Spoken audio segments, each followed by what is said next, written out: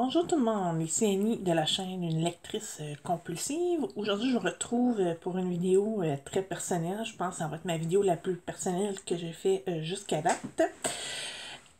Le mois de février, c'est le mois du syndrome de Turner. C'est un syndrome qui touche les femmes uniquement. Et j'ai trouvé 2 livres qui sont reliés aux effets que ce syndrome-là peut avoir dans la vie d'une femme. Puis je vais vous mettre le lien Wikipédia pour vous donner une idée c'est quoi exactement, parce que c'est quand même un syndrome assez spécial. Ce qui veut dire qu'on pourrait mettre 5 femmes comme moi, puis 4 autres personnes qui l'ont, et on n'aurait pas du tout les mêmes effets. Chaque personne va le vivre différemment aussi. Donc, en fait, c'est un syndrome que quand on est né, il manquait un chromosome, ce qui fait que la majorité d'entre nous, bien, on ne peut pas avoir d'enfant. Et bien, justement, qui est le sujet de la lecture que je vais vous présenter aujourd'hui. Le livre, c'est Infertilité, traverser la tempête de Véronique Leduc, publié par Parfum d'encre. C'est une autrice que je ne connaissais pas. J'ai gagné ce livre-là grâce à l'émission Samedi de lire. Quand j'ai vu le titre, j'ai dit, bon, ben, je vais participer. Peut-être que ça va m'aider à réaliser certaines choses. Elle, par contre, elle n'avait pas le même syndrome que moi, mais probablement toutes les femmes qui ont le syndrome de Turner qui voudraient tomber enceinte, il faudrait qu'ils passent par ces étapes-là. Puis, il y a beaucoup l'extrait, surtout, je vais vous lire, je me suis beaucoup reconnue là-dedans. C'est pas évident à parler, parce que souvent, il faut le vivre pour vraiment comprendre c'est quoi. Donc, je vous dis pas si ça se termine bien ou pas. Je vous encourage à le lire. Enfin, je vais commencer par vous lire la 4e de couverture, puis je vais avoir un petit extrait aussi. Un livre compagnon pour toute personne en démarche de fertilité. En voulant devenir maman, la journaliste Véronique Leduc ne se doutait pas qu'au cours des 5 années qui suivraient s'enchaîneraient des injections, des médicaments, des inséminations et des fécondations in vitro, mais aussi les maladresses de son entourage, les compréhensions de ses proches, la culpabilité, l'épuisement, les nombreux deuils. Elle relate ici son histoire qu'elle entrecoupe d'entrevues, de témoignages et de réflexions.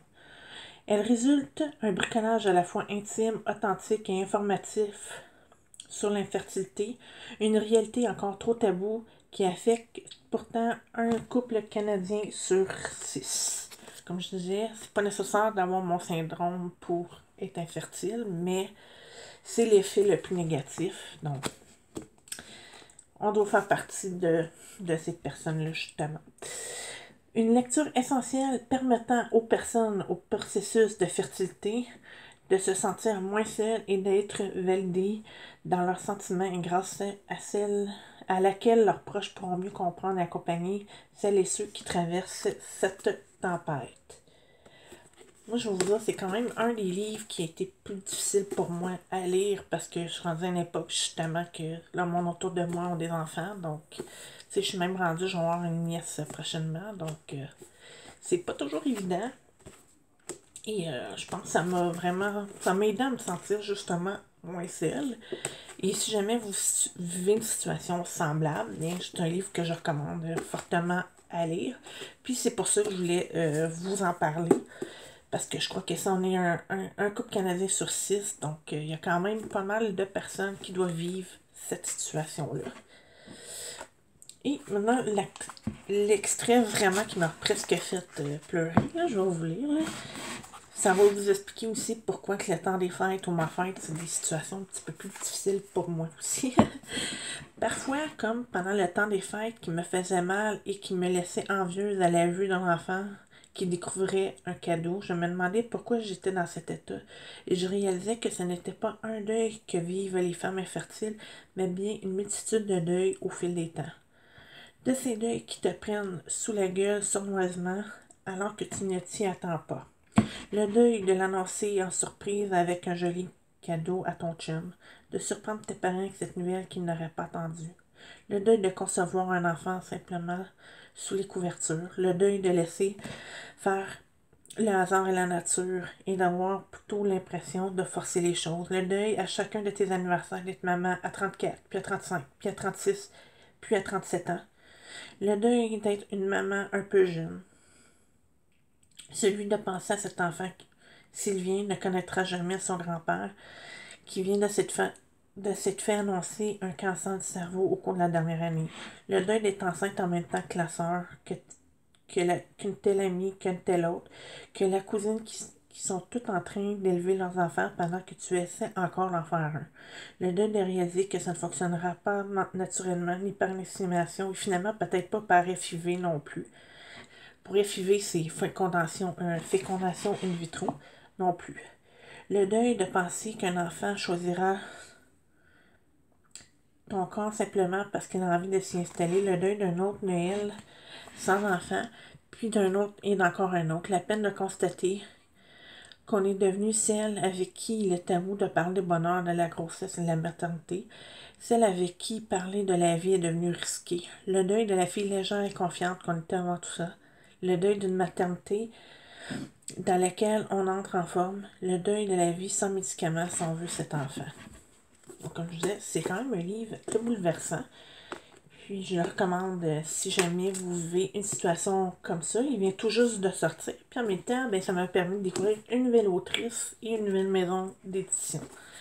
Puis je vais en profiter aussi, je crois que je l'avais mentionné, c'était dans mes achats de Le Tacuton, mais je l'avais reçu après ma vidéo. C'est un autre effet que moi j'ai vécu. Malheureusement, je suis atteinte de surdité, je suis obligée de porter des appareils. Heureusement, c'est encore assez stable. Mais il y a beaucoup de femmes avec le syndrome de Turner qui doivent commencer à porter des appareils dans la trentaine. Ce qui a été quand même un gros choc pour moi, parce que normalement on s'attend d'en porter quand on a 60, 70 ans, pas à 30 ans, alors qu'on est encore jeune. Puis surtout, en plus, c'est pas parce que j'allais beaucoup de concerts ou que la musique était forte, c'est juste malheureusement, un des syndromes. Et le roman, le manga, ça s'appelle A Sign of Affection, qui était publié par les éditions Akata en France. Ils sont maintenant rendus, je crois que le 4e va sortir bientôt. Moi, je me suis procuré le premier pour me faire une idée. Et c'est dessiné par Su Morishita, qui est quand même un des mangas les plus populaires. Il a gagné le prix du meilleur manga en 2020, donc la série est quand même encore très récente. Et justement, il avait parlé à Le Tacuton, puis ça me donnait le goût de découvrir cette série-là. Je vais vous lire un petit résumé. Parce que la communication peut se passer de son. Yuki est une étudiante qui, comme beaucoup d'autres, construit son quotidien autour de ses amis, des réseaux sociaux et ce qu'elle aime. Mais quand un jour, dans le train, elle croise un homme qui voyage à travers le monde, son univers est chamboulé. Ce dernier, bien que trilingue, ne connaît pas la langue des signes japonaises.